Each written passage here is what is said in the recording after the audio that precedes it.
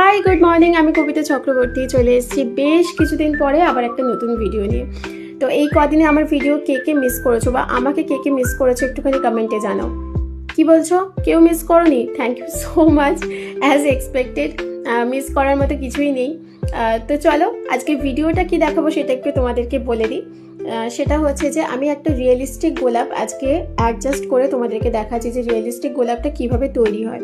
কারণ দেখো, গোলাপ বিভিন্ন ধরনের হয়, কিন্তু এই যে রিয়েলিস্টিক গোলাপগুলো হয় না, এর শুধু পেটেলসগুলোকে আলাদা করে তৈরি করতে হয় সেটাই নয়, বা সেই পেটেলসগুলোকে সুন্দর করে অ্যাডজাস্ট করাটাও কিন্তু একটা বড় কাজ। আর পেটেলসগুলো যখন তৈরি হয় সেটা তো আলাদাই ধৈর্যের একটা গল্প। সেটাও ডেফিনেটলি তোমরা যদি কেউ দেখতে চাও যে পেটেলসগুলো কিভাবে তৈরি হয়, তিন ধরনের পেটেলস রেডি হয়, একটা স্মল, একটা মিডিয়াম, একটা লার্জ। তো সেটাও যদি তোমরা কেউ জানতে চাও যে কীরকম দেখতে হয় জিনিসগুলো বা কীভাবে রেডি হয়, সেটা অবশ্যই আমাকে কমেন্ট করে জানাবে। আমি চেষ্টা করব তার উপরে একটা ভিডিও তোমাদের জন্য বানিয়ে দেওয়ার। তো আজকে আমি মোটামুটি পেটেলসগুলো আমার রেডি আছে, আর সেই পেটেলসগুলোকে আমি অ্যাডজাস্ট করে তোমাদেরকে দেখাবো। আর এটা না দুটো লালের শেড রয়েছে, মানে লাল রঙের যে উলটা আমি নিয়েছি সেটা দুটো শেড রয়েছে, ভিতরে একটা ডিপ লাল রয়েছে আর বাইরেরটা একটা অন্য শেডের, মানে তার থেকে একটু লাইটার, ভিতরের একদম একদম ছোট যে তিনটে পেটেলস রয়েছে তার থেকে কিন্তু একটু লাইটার শেডের রেডটা আমি নিয়েছি।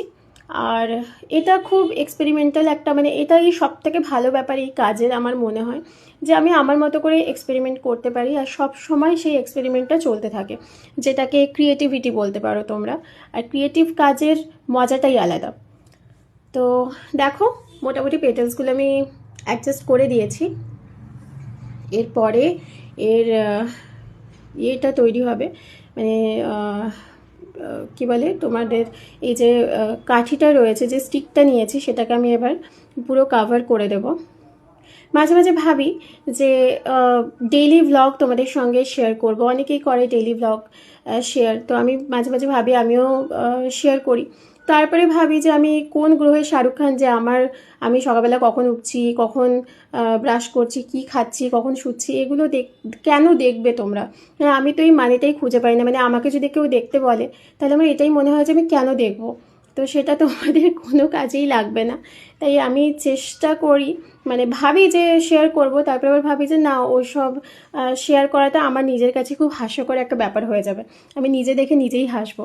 তাই সেসব চিন্তা ভাবনা আবার মাথা থেকে ঝেড়ে ফেলে কিছু শেয়ার করি, যেটা আশা করি তোমাদের দেখতে ভালো লাগবে। তো দেখো, কথা বলতে বলতে শেষ হয়ে গেছে আমার প্রজেক্ট বানানো। অবশ্যই ভালো লাগলে জানিও। Thank you.